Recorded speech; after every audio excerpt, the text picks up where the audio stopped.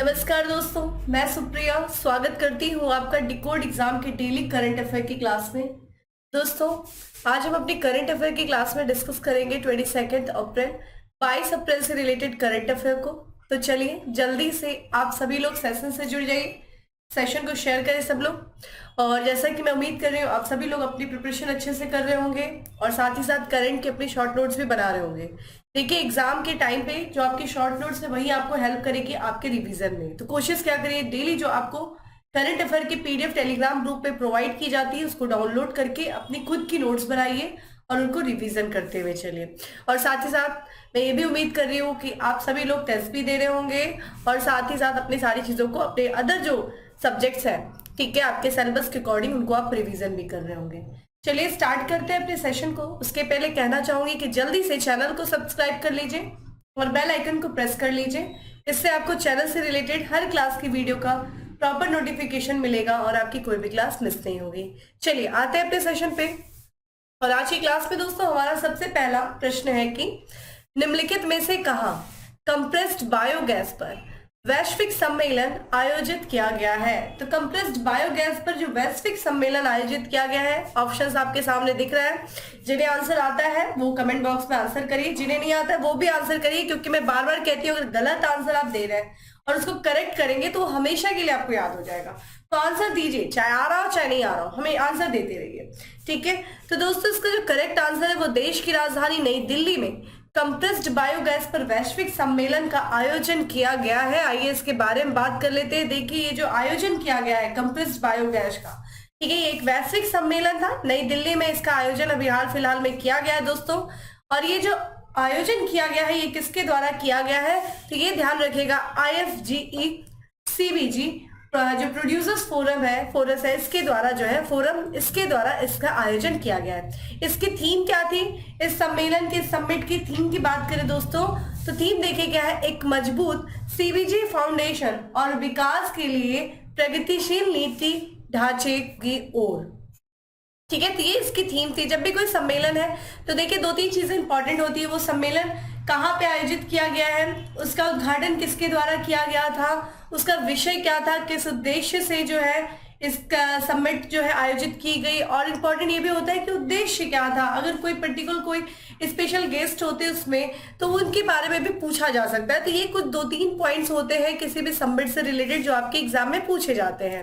यहाँ पे बात करें सम्मेलन का उद्घाटन देखिए किसके द्वारा किया गया, तो केंद्रीय पेट्रोलियम और आवास और शहरी मामलों के जो वर्तमान मंत्री हैं यानी कि श्री हरदीप सिंह पुरी, उनके द्वारा इस सम्मेलन का उद्घाटन किया गया।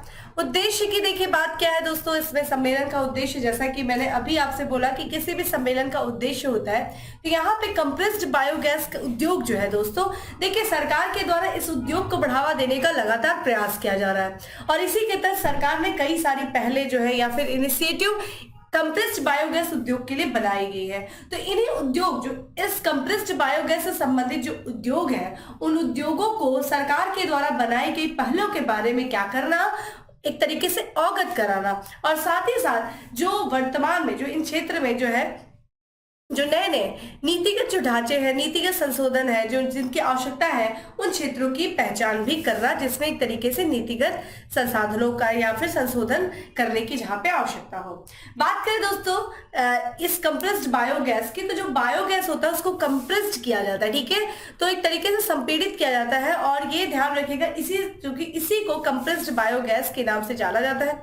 इसमें जो गैस होती है उसमें सबसे ज्यादा जो मात्रा होती है दोस्तों, यानी कि 90% से अधिक जो मात्रा होती है वो मीथेन की होती है।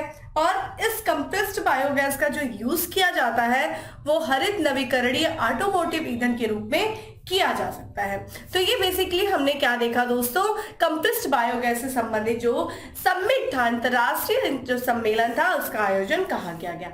आइए कुछ और भी समिट्स देख लेते हैं, कुछ सम्मेलन देख लेते हैं जो अभी हाल फिलहाल में चर्चा में थे। जिसमें से सबसे पहली बात करें दोस्तों, संचार मंत्री अश्विनी वैष्णव ने अमृत पैक्स 2023 का उद्घाटन किया। दोस्तों कहाँ हुआ, तो अमृत पैक्स 2023 का जो सम्मेलन था ये नई दिल्ली में हुआ और संचार मंत्री अश्विनी वैष्णव ने इसका उद्घाटन किया।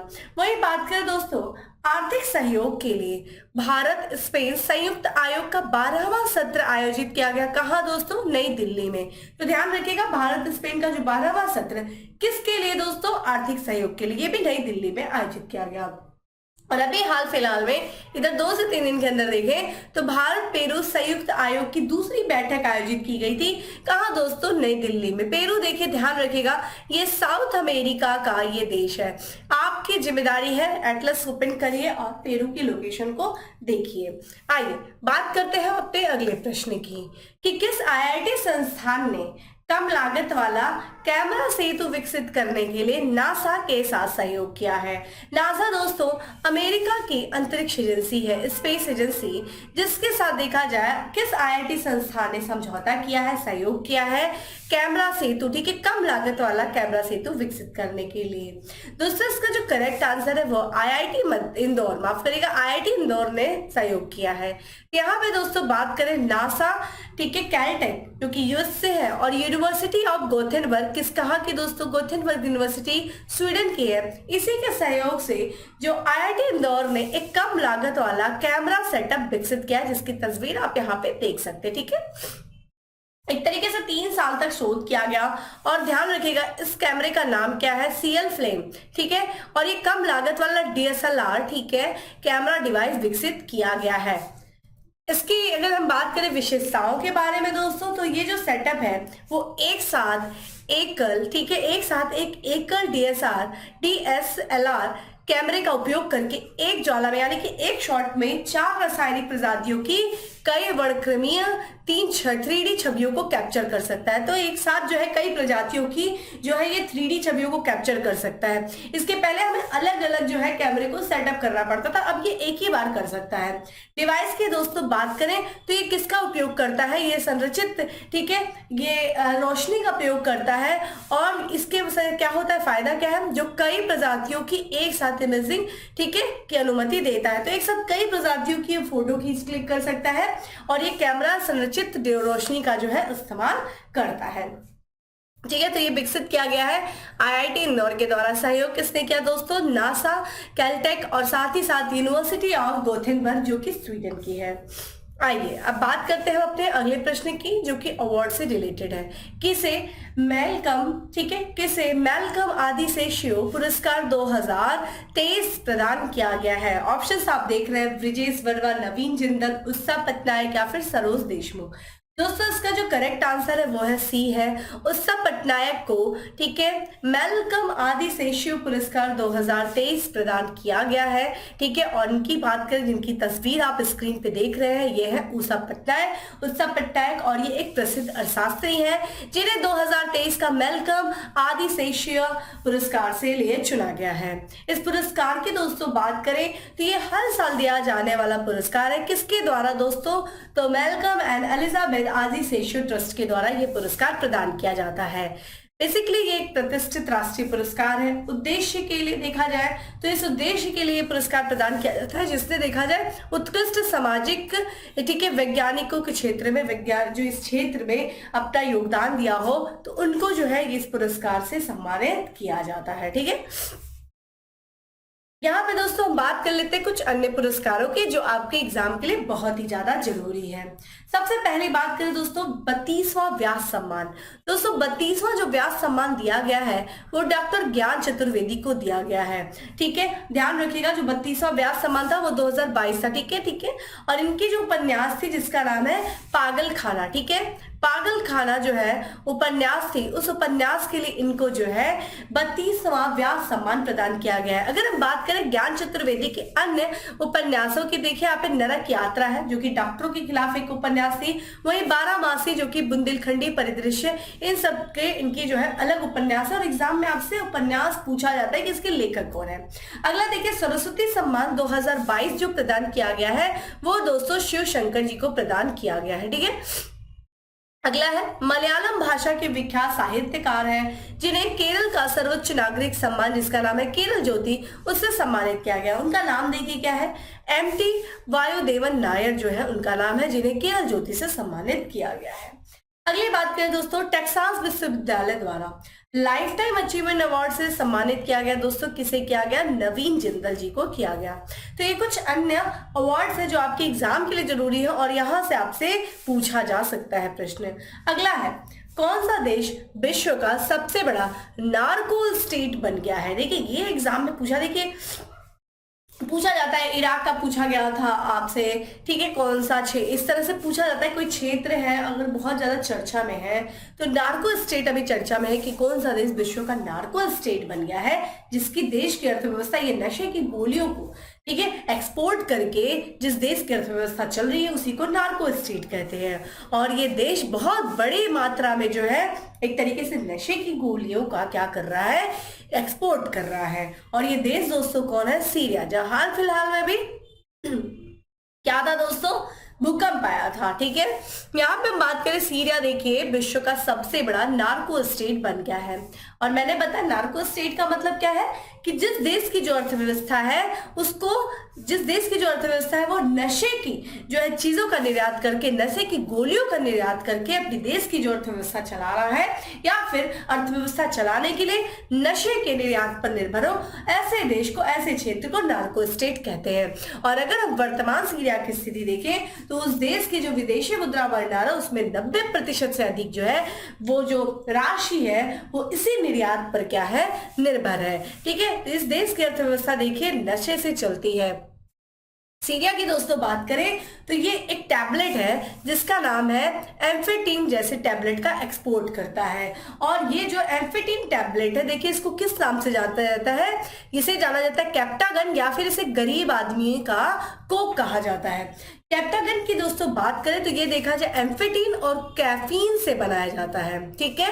और अंतरराष्ट्रीय स्तर पर देखा जाए तो अंतरराष्ट्रीय स्तर पर इस टैबलेट ठीक है, कैप्टागन टैबलेट पर क्या किया गया है दोस्तों? इसके आयात, निर्यात और सेवन पर पूरी तरीके से प्रतिबंध लगा दिया गया है। इस टैबलेट की बात करें दोस्तों तो ये 1961 में एक जर्मन कंपनी थी, उसके द्वारा इस कैप्टागन टैबलेट को बनाया गया था। उस समय जो लोग डिप्रेशन के शिकार होते थे, एंजाइटी होती थी, उनके लिए टैबलेट बनाया गया था। लेकिन इस टैबलेट का जो है शारीरिक रूप से बहुत नकारात्मक असर रहा। लोग नशे के शिकार होने लगे, इसको लेकर के आदी होने लगे, जिसकी वजह से इस पर प्रतिबंध लगा दिया गया था। हम बात करें सीरिया की अर्थव्यवस्था की दोस्तों तो नशे के निर्यात से होने वाली आमदनी का, ठीक है, सीरियाई विदेशी मुद्रा में कितना प्रतिशत हिस्सा है जो यहाँ पे हिस्सा? तो 90% से। तो वहां पे जो फॉरेन एक्सचेंज है सीरिया में उसका 90% से जो अधिक जो है वो राशि जो है वो नशे के निर्यात से होने वाली आमदनी है। तो आप देख रहे हैं एक तरीके से यहाँ पे क्या स्थिति हो रही होगी, ठीक है। बात करते हैं दोस्तों सीरिया की। आप देखिए यहाँ पे सीरिया का आप देख रहे हैं मेडिटेरेनियन सी से लगा हुआ है सीरिया। और यहाँ पे हम बात करें सीरिया जिसकी राजधानी है दमिश्क, ठीक है। आप यहाँ पे इसकी राजधानी को देख सकते हैं। सीरिया के बॉर्डर की दोस्तों बात करें तो चलिए देखते हैं सबसे नॉर्थ से लेकर के ईस्ट होते हुए, ठीक है, साउथ होते। यहाँ पे बात करें तुर्की से इसकी राजधानी जो है सीमा लग रही है, फिर इराक से इसकी सीमा लग रही है, फिर जॉर्डन से। यहाँ पे देखिए, यहाँ बात करें यहाँ पे दोस्तों यहाँ पे आप बात करें यहाँ पे इराक से, इजराइल से, और यहाँ पे लेबनान से इसकी जो है सीमा लग रही है। और यहाँ पे आप देख सकते हैं दोस्तों कौन सा क्षेत्र है? मेडिटेरेनियन से। यहाँ पे देखिए गोलन हाइट है, गोलन हाइट जो कि सीरिया का ही भाग था, लेकिन अभी वर्तमान में इजराइल ने इस पर अपना कब्जा कर लिया है, ठीक है। दोस्तों सीरिया की बात करें दोस्तों तो यहाँ की जो करेंसी है वो है सीरियन पाउंड। और राष्ट्रपति बशर अल असद जो है वो यहाँ के राष्ट्रपति हैं। और प्रधानमंत्री की बात किया जाए यानी कि प्राइम मिनिस्टर वो है मोहम्मद नाजी अल आतोरी जो है ओतारी, वो यहाँ के प्राइम मिनिस्टर है, ठीक है। तो ये था दोस्तों हमारा आज का इंपॉर्टेंट क्वेश्चन। ये आपका इंटरनेशनल रिलेशन से प्रश्न है और ये पूछा जा सकता है, ये इंपॉर्टेंट प्रश्न है अपने आप में। चलिए अगले प्रश्न की तरफ बढ़ते हैं। आइए अगले प्रश्न है कि हाल ही में किस राज्य के 2 तटीय जिलों में पहली बार मैंग्रोव पिट्टा पक्षी गणना की गई है? तो मैंग्रोव पिट्टा पक्षी जो कि वहां के मैंग्रोव के स्वास्थ्य के बारे में एक तरीके से एक संकेतक होता है कि वहां का स्वास्थ्य अच्छा, जहाँ पे ये पक्षी देखी जाती है मैंग्रोव वाले क्षेत्र में। और इस पक्षी की गणना की गई दोस्तों किस राज्य के 2 तटीय जिलों में? ये किया गया है दोस्तों उड़ीसा, ठीक है। आइए तो दोस्तों यहाँ पे उड़ीसा के 2 तटीय जिले हैं जिनका नाम है केंद्रपाड़ा और जगत सिंहपुरा, ठीक है। यहाँ पे पहली बार जो है मैंग्रोव पिट्टा पक्षी की गणना की गई है, फर्स्ट टाइम किया गया है। ठीक है, मैंग्रोव पिट्टा पक्षी की दोस्तों बात करें तो ये, जिससे एक तरीके से इसका रासायनिक नाम है पिट्टा मैग्रियाना, इसे एक अन्य नाम से भी जाना जाता है, और ये एक पक्षी की ही प्रजाति है जिसकी तस्वीर आप स्क्रीन पे देख रहे हैं। काफी छोटी सी क्यूट सी ये पक्षी है, और ये देखा जाए जनरली जो उड़ीसा का भितरकनिका राष्ट्रीय उद्यान है और जो पश्चिम बंगाल के सुंदरवन सहित पूर्वी भारत के कुछ हिस्सों में ये पाई जाती है। आईयूसीएन के रेड लिस्ट में देखा जाए तो इसको दोस्तों, इस पक्षी को संकटापन्न के रूप में सूचीबद्ध किया गया है। और अगर देखें ये किन किन क्षेत्रों में पाई जाती है, जैसा कि पूर्वी क्षेत्र में और साउथ ईस्ट एशिया के देशों में ये पाई जाती है। जैसे कि भारत में हमने देखा पूर्वी तट में उड़ीसा, पश्चिम बंगाल, फिर बांग्लादेश हो गया जो कि सुंदरबन डेल्टा में ये पाई जाती है, मैंग्रोव वहां पे है। तो सुंदरबन डेल्टा का सबसे ज्यादा भाग दोस्तों का है बांग्लादेश में, फिर म्यांमार हो गया, फिर थाईलैंड हो गया, फिर मलेशिया, सिंगापुर, इंडोनेशिया में इसकी जो है इसका वितरण हमें देखने को मिलता है। ये प्रजाति बहुत अपने आप में महत्वपूर्ण है, क्योंकि अगर हम बात करें तो ये मैंग्रोव वन के जो स्वास्थ्य है उन स्वास्थ्य का ये जैव संकेतक होता है। ठीक है, और ये तटीय क्षेत्र में पारिस्थितिकी संतुलन बनाए रखने के लिए अत्यंत महत्वपूर्ण होता है। ठीक है दोस्तों, अगर हम बात करें तो इसकी जो सबसे ज्यादा जनसंख्या पाई जाती है भारत में, तो ये जो उड़ीसा का जो भितरकनिका राष्ट्रीय उद्यान है, उस राष्ट्रीय उद्यान का एक, उसके अंदर एक नदी है महीपुरा नदी। महीपुरा नदी के मुहाने पे ही जो मैंग्रोव है, उन मैंग्रोव में इन पक्षियों का सबसे अधिक जो है सघनता देखने को मिलता है। देखिए भितरकनिका राष्ट्रीय उद्यान कई बार आपसे पूछा गया है, ओलिव रिडले टर्टल के लिए भी हम लोग देखते हैं कि भितरकनिका राष्ट्रीय उद्यान कई बार पूछा गया, और हमने देखा कि यहाँ पे ये जो पक्षी है, ठीक है, पिट्टा पक्षी, मैंग्रोव पिट्टा पक्षी, उसकी भी हमें सघनता यहाँ पे देखने को मिलती है। चलिए आप मुझे कमेंट बॉक्स में आंसर करिए कि सबसे ज्यादा मैंग्रोव का क्षेत्रफल जो है भारत में किस राज्य में है, और दूसरे क्रम पे कौन सा राज्य आता है, कमेंट बॉक्स में आप आंसर करिए। ठीक है, आइए दोस्तों अगले प्रश्न की तरफ बढ़ते हैं, जो कि आपका दिवस से संबंधित है कि हाल ही में कब विश्व विरासत दिवस मनाया गया। तो देखिए 18 अप्रैल को दोस्तों विश्व विरासत दिवस जो है वो मनाया गया। ठीक है, करेक्ट आंसर इस बी है। तो यहाँ पे हम बात करें दोस्तों, विश्व विरासत दिवस को हम अन्य नामों से भी जानते हैं, जैसे कि अंतर्राष्ट्रीय स्मारक और स्थल दिवस, यानी कि international day for monuments and site.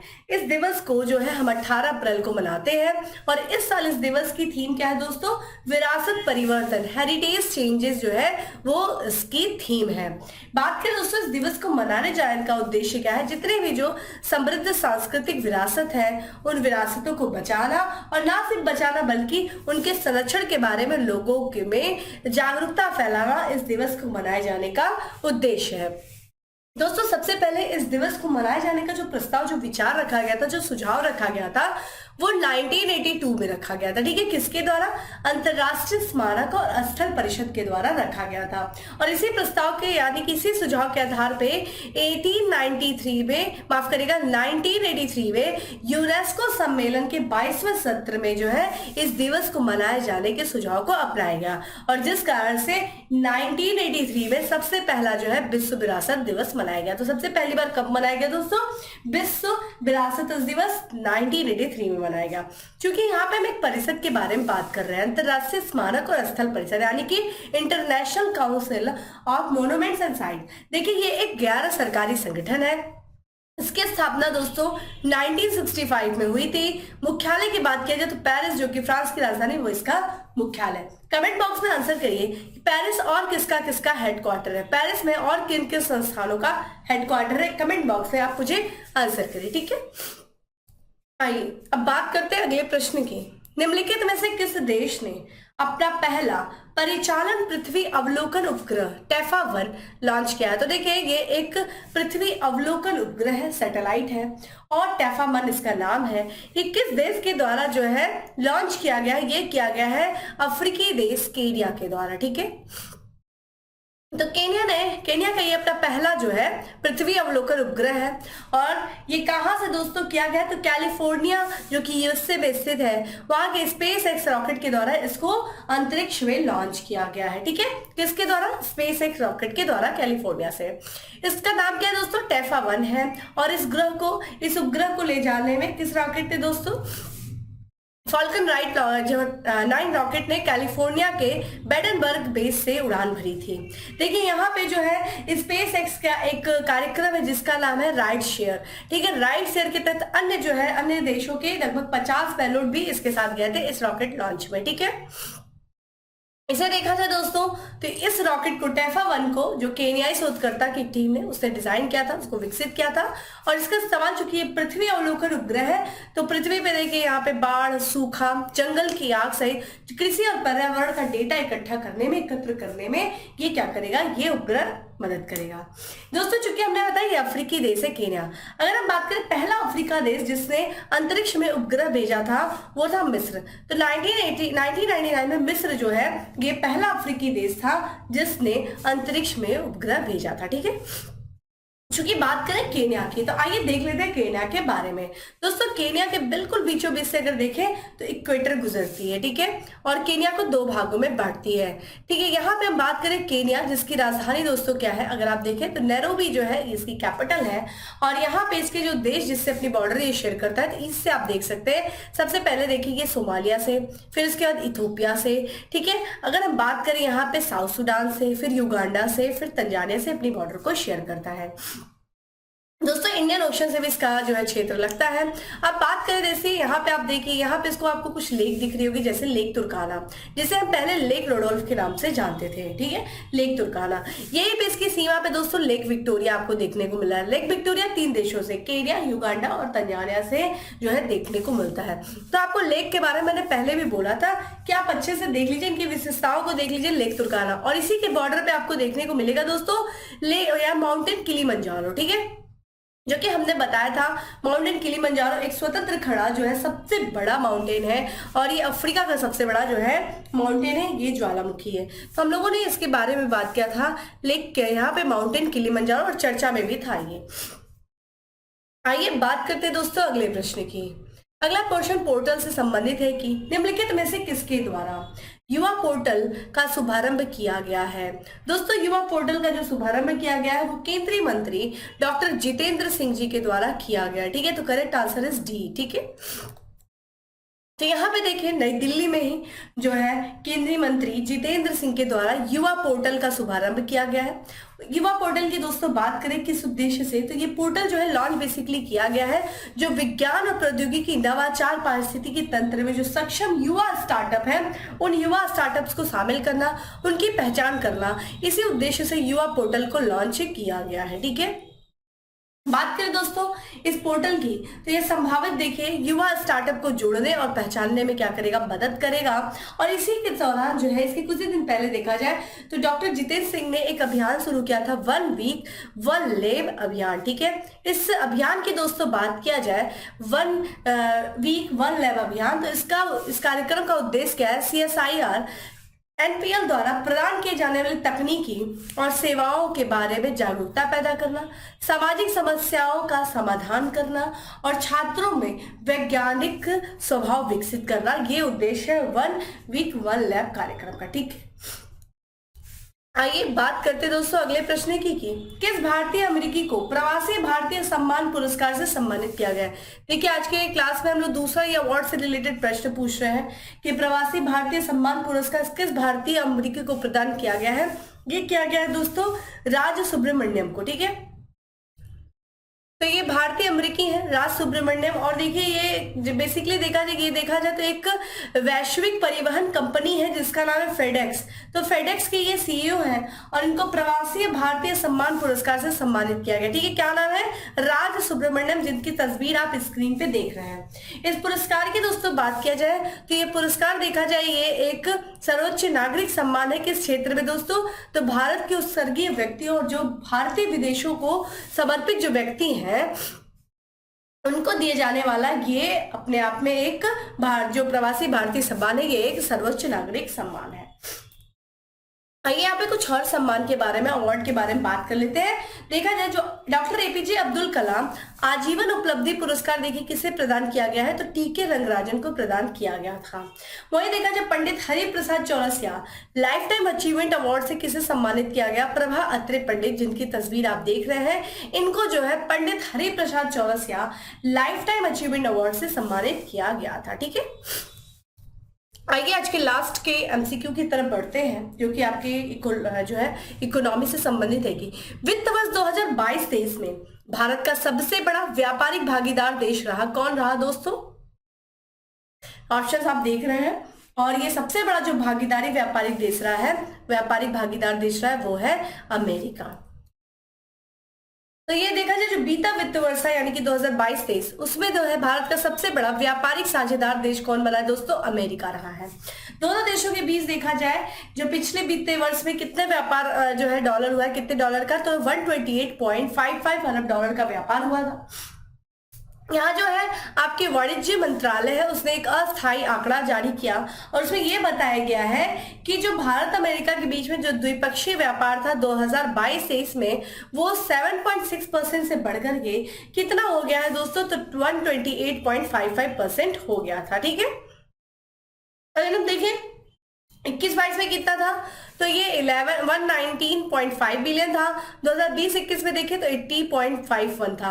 तो इस तरीके से देखा जाए लगातार जो है बीते 3 जो है वर्षों में, यहाँ पे वित्तीय वर्ष में भारत और अमेरिका के बीच का जो व्यापार था वो लगातार बढ़ता हुआ दिख रहा है।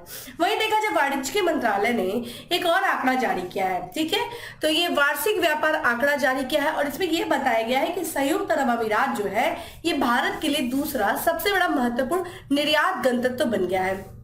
तो भारत दूसरा जो है किस देश को सबसे अधिक संख्या में निर्यात करता है?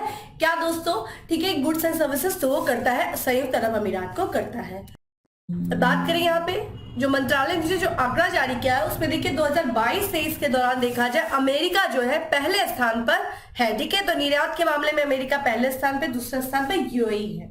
यहाँ पे जो आंकड़े जारी किए गए वाणिज्य मंत्रालय, उसने देखिए पिछले महीने के अंत में समाप्त हुए वित्तीय साल, जैसा कि आपको पता है 2022-23 जो वित्तीय वर्ष है 31 मार्च को समाप्त हुआ, और इस दौरान देखा जाए जो गुड्स एंड सर्विसेज का जो एक्सपोर्ट हुआ एक तरीके से, उसमें कितनी वृद्धि दर्ज की गई है? उसमें देखा जाए तो ये 6% की वृद्धि दर्ज की गई है।